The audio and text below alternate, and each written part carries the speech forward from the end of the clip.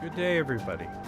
I wanted to touch base with you all to give you a quick tutorial on how to reskin your RS-11, as it will be featured as my first episode on November 19th, 2015 on the Railcat. The RS-11 is quite a unique engine to reskin because there are two versions to it. One, the Steam version that you can purchase as a DLC. The second one is by the same creator, although sold separately by Virtual Railroads. It is the RS11 with the Lehigh Valley paint scheme. Now both of the files get installed separately, so they require two different reskinning files. And you'll see as I show you in the upcoming portion.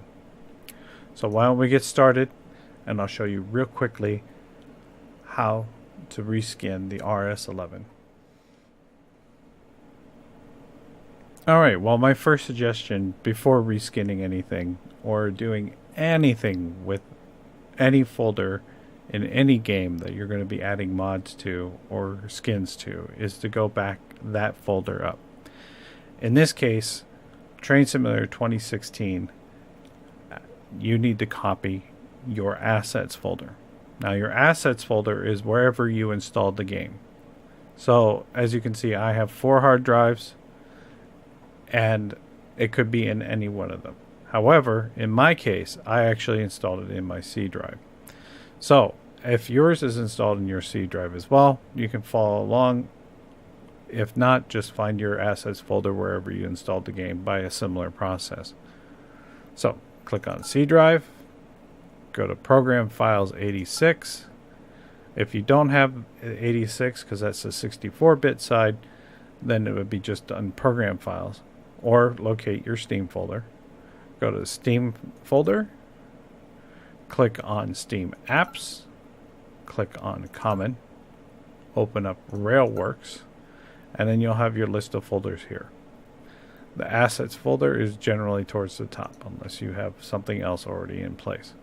So, copy that add-ins or assets folder to a safe place. I put it on one of my other drives, and I back it up frequently. Reason being is once you install a skin, it could potentially mess up your game. And instead of reinstalling it, even though it's fairly quick, it's just better to redrop that folder back in. The other reason is, let's say you have 10 or 15 skins already installed, but you don't have it backed up. Well, let's say there's an update and you don't want to reinstall those 10 skins. Then you can drop this folder back in and continue from there with it restarting the game afterwards. And it should generally work. It doesn't always work. The other thing is, just to kind of give you an example, I have 273 skins installed at this moment. And I'm going to be installing another 10. So that can take up to 3 to 4 days, which was the last estimate of time it took me to install the skins all over again last year from when the change of 2014 to 2015. So it could be a big time saver. That's my first suggestion. The second suggestion is to create a shortcut by right-clicking on it, create shortcut, and then moving that shortcut into the same folder area where you keep your assets file. In this case, I have all my Train Simulator 16 stuff all in one folder with all my files, backup files, so forth. Plus, it'll be easier to access your assets file, as when doing the reskinning process, you're going to have to copy and paste some files from other files that are in the assets file. So this way it saves you time as well. The other thing too is, in the same folder where you copied your assets file from, that you need to scroll down and find the Train Simulator 16 Utilities button, or executable to some people. And you need to make a shortcut for that one as well, and move it over with that selected shortcut wherever you're deciding to put your assets shortcut to. Again, it'll save you time, so you don't have to continue to go into this folder when you're dealing with the skins. Now, this is all dependent on what you choose to do. Some people will do different things. So this is what I choose to do, because I like to keep my stuff on separate drives in case of drive failure. Okay, so we've done that now. Now the next step is pretty much to go in and install the repaint. So let's select our repaint. Since we're doing the RS11, we're going to go into this folder. I segregate my rolling stock from my diesel power, and I also segregate the ones that I have not installed to the ones that are installed, mainly because then I know what works and what doesn't. Some may work, some may not work, so be aware of that. Go into my diesel file, and I also have all the files that I've dropped in thus far, and then some other organizing files, and I keep most of my GP7, GP9s, GP20s, and RS11s segregated from the rest of them. Go into my RS. As you can tell, it's not installed, and I'll show you real quick what to expect from a standard install of or standard download for skins. This is what I generally see. I see a large picture, and then I'll see a thumbnail that comes with it, a README file, and an RWP file. Now, the README file is extremely important because it'll tell you exactly what you need to do in most cases. Generally, I haven't seen any of the README files have any errors in them, and they're usually fairly accurate, although it varies from person to person, so you may not get a clear understanding of how to do it. In this case, I wanted to show you this skin is strictly for the Virtual Railroads repaint, and you can see that by coming down here under the assets version, and it says Virtual Railroad Alco RS11 Southern, and it's not going to install into the proper folders when it goes to install itself. So go back here and show you this one here. This one here happens to be above average installation file. The same thing goes for this one. This one is for Virtual Railroads standalone installation that I showed you, and will not work with the Steam version. But this is an above board README file because it was done with a PDF with a picture and very clear on instructions. And again, generally the instructions are fairly easy to follow, and it has an RWP file. The one we'll be working with on this tutorial has both versions of the RWP file. It has also two pictures with a thumbnail and a large one. It has a separate README file for the outside, dealing with copyright laws and keeping it all legit and legal. And it also has two different versions of RWP files with README files. You have the LV version, and it says Lehigh Valley instead of saying Virtual Railroad, because essentially both of them are the same Virtual Railroad. There's just one's a Steam version, this one indicates this is a Steam version. So since we're going to be using the Steam version, we want to go into that folder, open up its README. Now I've cleaned this up a little bit, just so it's a little bit easier to read and understand. And it, again, depends on the author that's creating the README file. Each one's different. Some will provide more information. Some will provide a heck of a lot less information.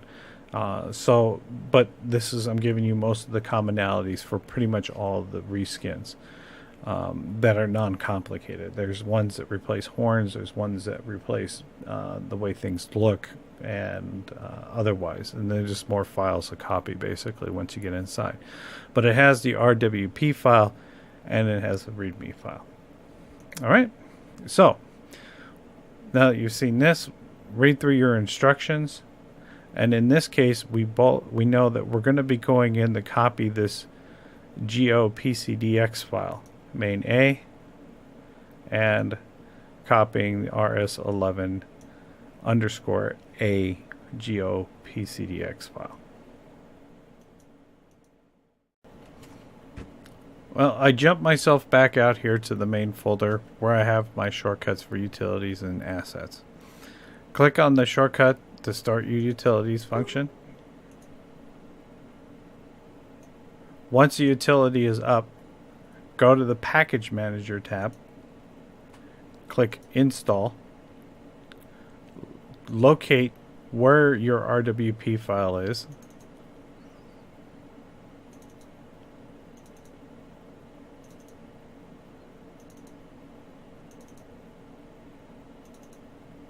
click on the RWP file, open it, let the utility install it. This could take a few minutes if it's been done the first time after a restart. It could go by really quick in other cases. It really depends on your computer.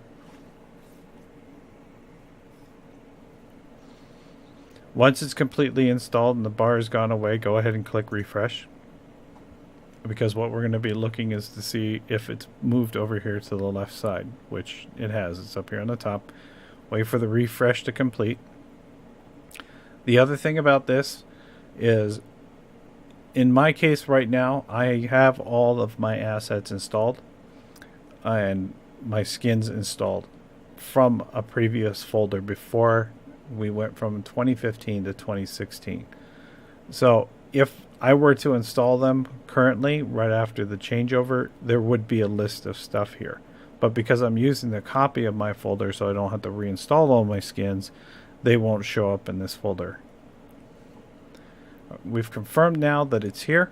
We can go ahead and just close it out. We're done with that portion of it. Now let's go back to our README file in that folder for the RS11.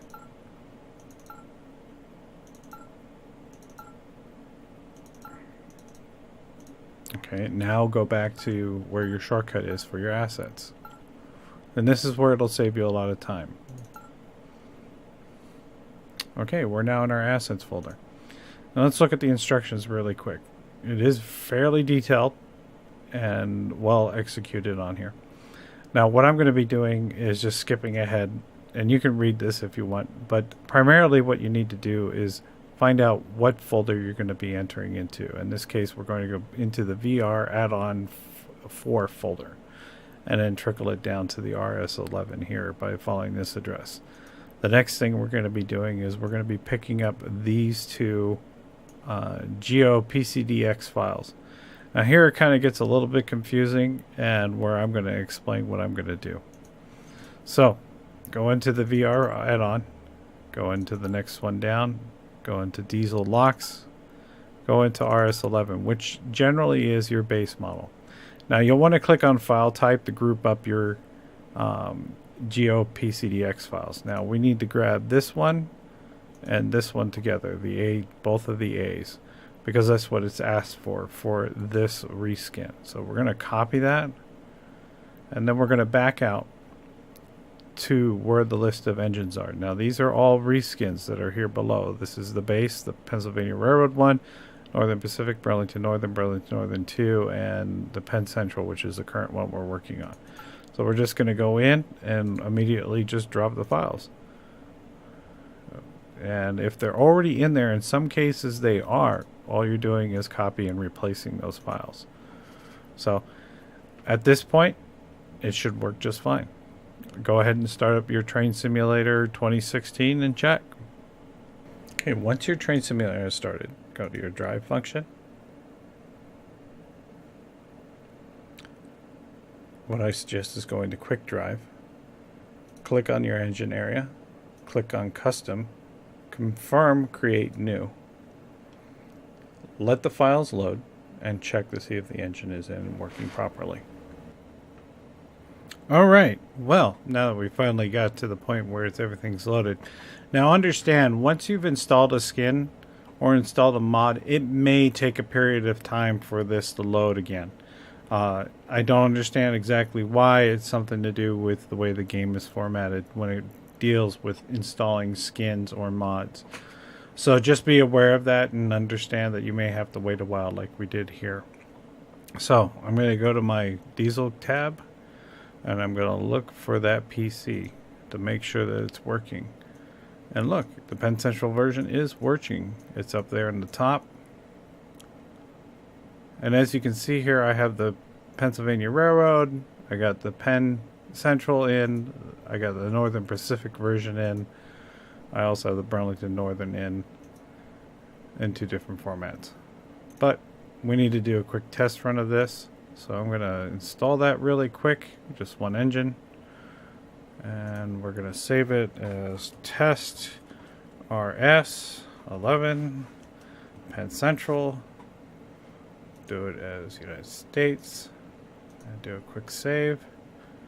Go click on my custom, look for test pen central, and I'm just going to go where I'm already at, the Altoona yards and the horseshoe curve. Let's take a look.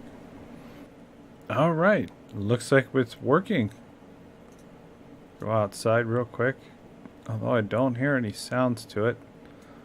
Maybe something on the settings on my asset side. We'll double check into that. However, lights are working, the skin is installed. Looks like we're doing pretty good here.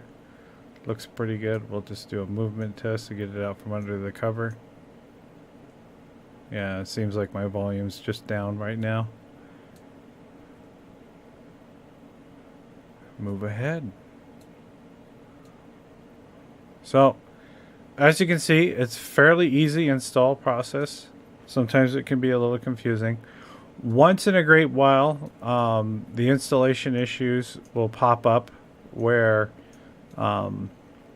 you have to actually copy not only the engine files but the cab files, again those DCX files, over into the new engine.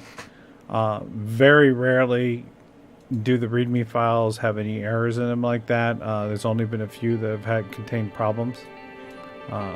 However, this one seems to work very fine. So I'm going to leave you here with it.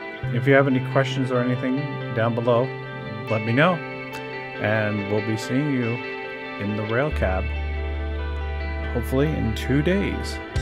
Thanks a lot for watching. I hope this really helped. This is my first tutorial video. We'll try to revisit this later if I can improve anything. Thanks a lot.